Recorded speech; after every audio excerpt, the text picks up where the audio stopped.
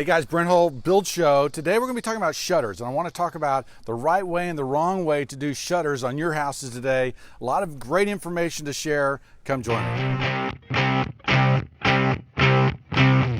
So shutters historically were used for security, they're used for air control, they were used to beautify the house. And historically, in order to be able to open and close over a window, they had to be operable, okay? So they had to actually hang, they actually had to swing, and they would close over a window or open around a window and be held back, all as a natural movement, all as a part of how you lived in a home. What happened is that after 1950, when you begin to get air conditioning inside houses, when windows grow and you have picture windows that aren't really operable, right? Shutters became this thing that were kind of lost in space, right?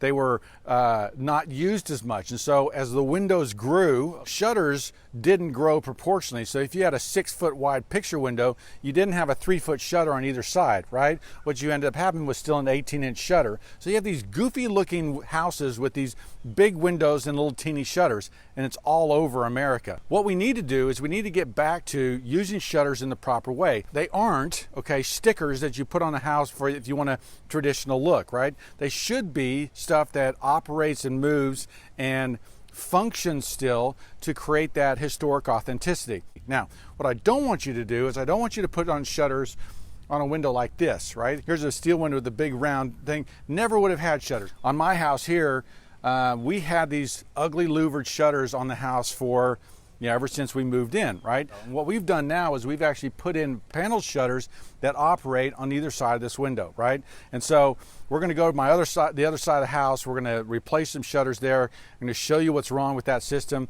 and we're gonna make operable shutters. So we looked at those shutters down there, kind of the proper way to do them. This is what we were dealing with, right? We were dealing with a smaller shutter than the width of the windows. The other thing that you see down here, this rot that's happening on the bottom of the shutter, most likely the sprinklers turning on and off over time have rotted that wood out. We've talked about good versus bad wood. That's just another video. So what we do here is we're actually going to pull these off. Now they've been nailed into the brick, into the mortar. So I'm going to just pull them off with the pry bar, and then we're going to put the right shutters on. These have just been kind of nailed in, right? So these have been here a while. At least they're wood, they're not plastic. But these are kind of the stuff I've been dealing with here. Again, nailed on, a lot of dust and dirt behind there. Now we're going to put our real shutter on. The way it's put in is it's put on with this hardware. This is called a pintail, and this is your strap hinge. Now, this strap hinge will go in here, right? And it will swing back and forth across the window. Pintail is going to help me carry out far enough past the brick so that this can hang right here, okay? And I'm going to mortise these things in because my brick mold has a step in it.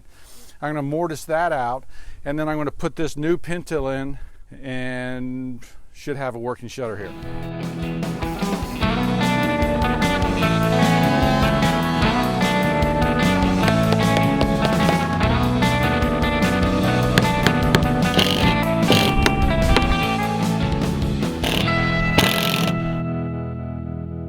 You notice that this is an offset strap hinge, right? And strap hinges were oftentimes made of iron, and they had these hammered edges like this. Now this is a steel one, this isn't wrought iron, but this goes and hangs right here, okay? So now that our pintails are in place, you'll notice that these things will hang like this.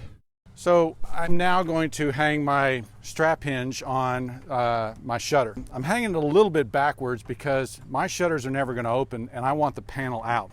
If these were closing over a window, this would be the back side when it was closed over a window. It's not as pretty, right? So because mine are always going to be open, I'm actually going to hang my hinge on the back side here, and it's going to be offset, and then I'm going to lift it up and put it on those pintails.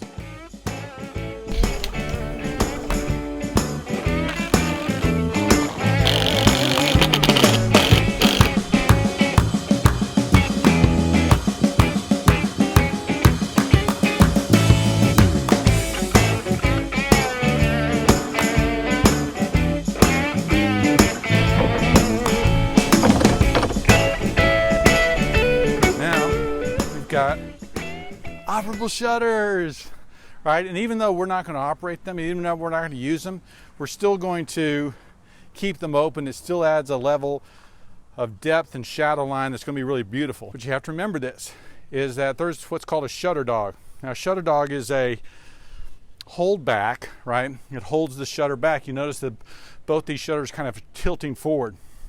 A shutter dog was designed to go down here, right, underneath the shutter and hold it back. And it was designed, you've seen the S ones, right? Well, on the real ones, the S is actually weighted so that the bottom of the S weighs more. So gravity holds it down, right? So it's a natural hold back for that shutter. What people are doing today is they're sticking them up here, the side of the shutter, right? Looks completely goofy, looks completely like you don't know what you're doing, like you don't know what that shutter dog is for, and they end up cramping them down in here. Now you can put on authentic shutters at your house, really create a more beautiful structure. That depth and that shadow line there really helps to add historic authenticity and beauty. Follow me on Instagram, Facebook, Whole Millwork, Whole Homes, a lot of inside stuff, a lot of back scene stuff. Be sure to sign up for a newsletter. I'm Brent Hull. Thanks for watching.